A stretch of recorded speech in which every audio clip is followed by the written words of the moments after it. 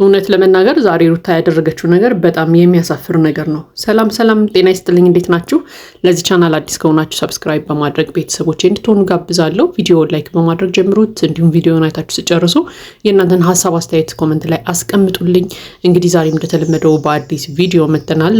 ሩታ እንግዲህ ያደረገችው ነገር አለ፣ ተገቢ የሆነ ነገር ነው ብዬ አላምንም። እንደግል እንግዲህ የእናንተን ሀሳብ አስተያየት ደግሞ ኮመንት ላይ ታስቀምጡልኛላችሁ ማለት ነው። እንግዲህ ዛሬም እንደተለመደው አንድ አዲስ ነገር ተፈጥሯል። እንግዲህ ኤፍሬም ሄርሜላን በድጋሚ ይቅርታ ሊጠይቃት እንግዲህ አብርሃምና ሄርሜላ ተገኝተዋል ማለት ነው። አብርሃምና ሄርሜላ እንግዲህ ሲያወሩ እንደነበረው ያው ባለፈው ሁላችንም እንደምናስታውሰው ኤፍሬም ይቅርታ ጠይቋት ነበረ። ነገር ግን ያው በሰዓታቶች ልዩነት ደግሞ አውቄ ነው ይቅርታ ያልኩሽ ከልቤ አይደለም አንቺን ለማጥመድ ነው ምናምን እያላት እንግዲህ ሰምተነው ነበር ማለት ነው። ከዛ በኋላ እንግዲህ ዛሬ ለሁለተኛ ጊዜ ይቅርታ ሊጠይቃት ነው። ይቅርታ ሊጠይቃት ያለበት ምክንያት ደግሞ ያው ባለፈው እንግዲህ አብርሃምን ይቅርታ ሲጠይቅ እኔን አይደለም ይቅርታ መጠየቅ ያለብህ በጣም ያስከፋት ሄርሜላን ስለሆነ እሷን ነው ይቅርታ መጠየቅ ያለብህ ባለው መሰረት እንግዲህ ዛሬ ይቅርታ ሊጠይቃት መጥተዋል ማለት ነው። ከዚያ በተጨማሪ ደግሞ ሩታ አንድ ላይ ልናገር የምፈልገው ነገር አለ እንዲሆን የምፈልገው ነገር አለ ብላ እንግዲህ መታ ነበረ ማለት ነው። እንግዲህ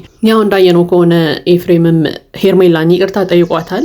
ነገር ግን ያው ሄርሜላ ራሱ እየጠየቀችው ነበረ ከልብ መሆኑን እንዴት ማወቅ እችላለሁ? ባለፈውም ይቅርታ ካልከኝ በኋላ ወዲያው ነው እኔ ላይ የተቀየርከውና አሁንስ ምን ማረጋገጫ አለኝ ከልብህ እንደሆነ ይቅርታ ምናምን እያለች ስትጠይቀው ነበር ማለት ነው። እንግዲህ ከዚህ በኋላ እኔ ስላንቺ አይመለከተኝም፣ አያገባኝም። አንቺ የፈለግሽውን ኑሮ መኖር ትችያለሽ፣ የፈለግሽውን ነገር ማድረግ ትችያለሽ።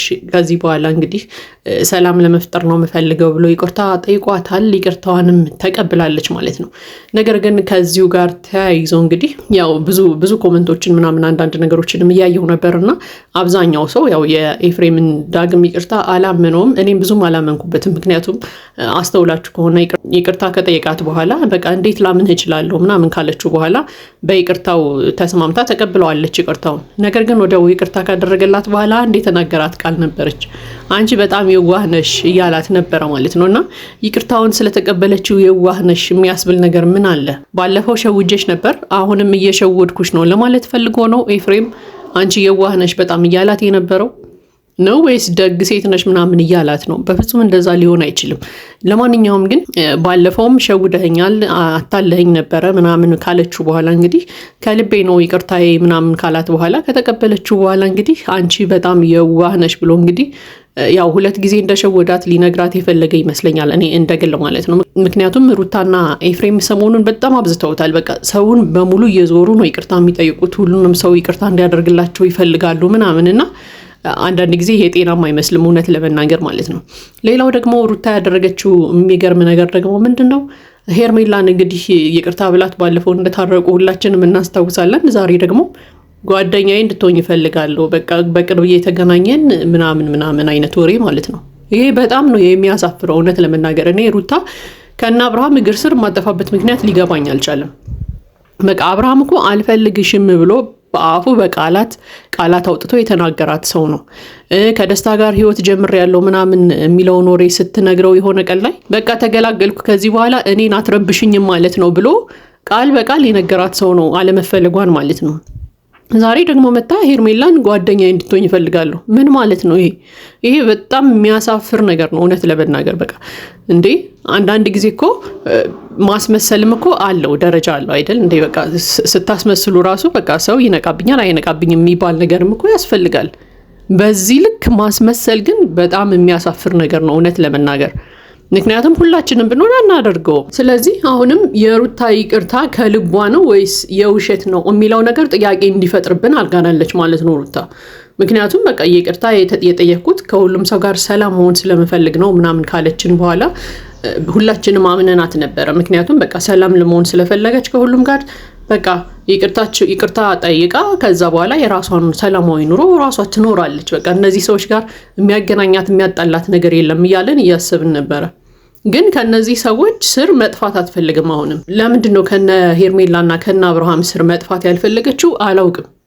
ለማንኛውም ግን ይቅርታዋ ከልብ እንዳልሆነ እንድናስብ ግን አድርጋናለች እውነት ለመናገር። ምክንያቱም ሰው ይቅርታ ከጠየቃችሁ በኋላ በዚህ ልክ ደግሞ ጠላቴ ነው ብሎ የሚያስበውን ሰው ህይወቱን ያመሰቃቀለበትን ሰው የልጁን አባት የነጠቀውን ሰው ግን ጓደኛ ይሁን ብሎ ሲቀርብ አይተንም ሰምተንም አናውቅም። ይሄ እንዴ ሰው እኮ ነን እኛ መልአክ አይደለንም አይደል እንዴ?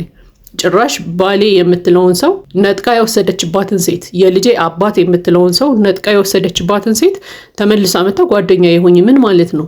ከዛስ ቤቷ እየሄደች ልትጋበዝ ነው? ሻይ ቡና ሊሉ ነው አንድ ላይ ቁጭ ብለው? ምን አይነት አስተሳሰብ ነው ይሄ? ይሄ በጣም ነው የሚያናድደው። እውነት ለመናገር ክብርን ማጣት ነው። በዚህ ልክ ሰው ስር እያሉ ክብርን ማጣት ተገቢ ነው ብዬ አላምንም። እኔ በጣም ነበር ያናደደችኝ ማታ ሁኔታውን ስሰማ ማለት ነው። በቃ ይቅርታ ጠይቀሻል አይደል? አለቀ። ከህይወታቸው ወጥተሽ የራስሽን ህይወት መጀመር ነው አለቀ። እነሱም የራሳቸውን ኑሮ ይኑሩ። በዛኛው ተቃራኒ ደግሞ ለደስታ ራሱ ወይ ቁርጥ ያለ ነገር ንገሪው። ተስፋ እየሰጠሽው እያመነታሽ ምናምን አንቺ ዙረሽ ሄዳሽ እና አብርሃም ጋር ነው የምትሆኙ። በቃ አብርሃም አልፈልግሽም ከህይወቴ ውጭ ካለሽ መውጣት ነው አለቀ።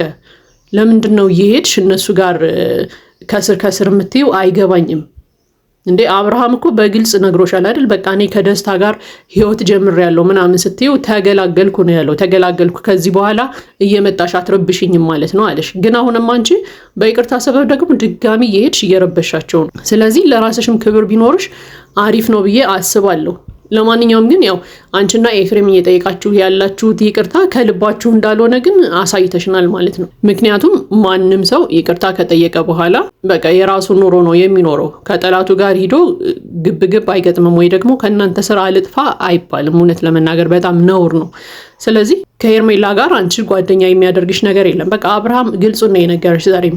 በቃ ይቅርታ ጠይቃችኋል፣ ሰላም ማውረዳችሁ ይበቃል። ከዛ በላይ ግን ሄርሜላ ጋር ጓደኛ እንድትሆኝ አልፈልግም ብሎሻል ዛሬም ማለት ነው።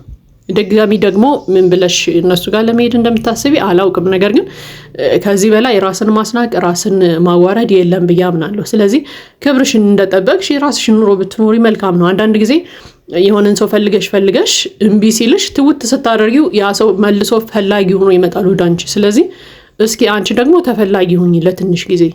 በቃ ከስራቸው ራቂ፣ ጥፊና ትንሽ ተፈላጊ ሁኚ። ለማንኛውም እኔ ዛሬ በጣም ሩታ ስላናደደችኝ ነው ይህንን ነገር እየተናገርኩ ያለሁት። ምክንያቱም ሰው በዚህ ልክ ክብሩን ጥሎ ዝቅ ማለት አለበት ብዬም አላምንም። እንግዲህ ግን ከኤፍሬም ጋር ያሰቡት ነገር እንዳለ ግን ይሰማኛል እውነት ለመናገር። ይሄ ደግሞ ምንም የሚጠቅም ነገር አይደለም፣ ለማንም የሚጠቅም ነገር አይደለም ብዬ አምናለሁ። ለማንኛውም ግን ኮመንት ላይ አንድ ነገር አስቀምጡልኝ። አንድ ጥያቄ ጠይቃችኋለሁ። ለምሳሌ እኛ በሩታ ቦታ ብንሆን እናስበውና ባላችንን ነጥቃ የወሰደችን ሴት፣ የልጃችንን አባት ነጥቃ የወሰደችን ሴት ይቅርታ ልንጠይቃት እንችላለን፣ ምናልባት ጥፋተኛ ነን ብለን ካሰብን። ነገር ግን በዚህ ልክ ጓደኛ ልናደርጋት እንችላለን ወይ? እስኪ እናንተ ራሳችሁን በሩታ ቦታ አቁሙትና እኔ ሩታ ብሆን ሄርሜላን ጓደኛ አድርጌ ጠይቃታለሁ ወይ ብላችሁ አስቡና እስኪ የእናንተን ሀሳብ አስተያየት ኮመንት ላይ ያስቀምጡልኝ። የእናንተን ትክክለኛ ሀሳብ ማለት ነው። የኛ የሩታን ሀሳብ ብዙ ጊዜ እንደግፋለን ምናምን፣ ነገር ግን አንዳንድ ጊዜ ደግሞ የማይሆኑ ነገሮችን ስታደርግ በጣም ነው የምታናድደን። ምክንያቱም በጠበቅናት ቦታ ስለማናገኛት ማለት ነው። ስለዚህ ዛሬ እኛ ራሳችንን በሩታ ቦታ እናድርግና ሄርሜላን ይቅርታ እንጠይቃታለን ወይ? ባላችንን ነጥቃ የወሰደችብንን ሴት ጓደኛ ሁኚ እንላታለን ወይ? እንዴ እኛ እኮ ሩታን እያየን እኮ በሄርሜላ በጣም የምንናደድ ሰዎች ነን አይደል? እንዴ ከሩታ ነጥቃ አብርሃምን ወሰደችው እያለን በጣም የምንናደድ ሰዎች ነን። ዞራ ግን ራሷ ባለቤቷ ሩታ ሄርሜላን ጓደኛዬ ካልሆንሽ እያለቻት ነው። እና ራሳችሁን በሩታ ቦታ አድርጉና ጓደኛዬ ሁኚ ብለን ሄርሜላን እንጠይቃለን ወይ? አሊያም ደግሞ ራሳችሁን በሄርሜላ ቦታ አድርጉና የባሏን የድሮ ሚስት ጓደኛ አድርጋ ትይዛለች ወይ ሄርሜላስ? ምን አይነት አስተሳሰብ ነው ይሄ? እስኪ የእናንተን ሀሳብ አስተያየት ለማንኛውም ኮመንት ላይ አስቀምጡልኝ። ለዚህ ቻናል አዲስ ከሆናችሁ ሰብስክራይብ በማድረግ ቤተሰቦቼ እንድትሆኑ ጋብዛለሁ። ቪዲዮ ላይክ በማድረግ አበረታቱን። መልካም ጊዜ ይሁንላችሁ።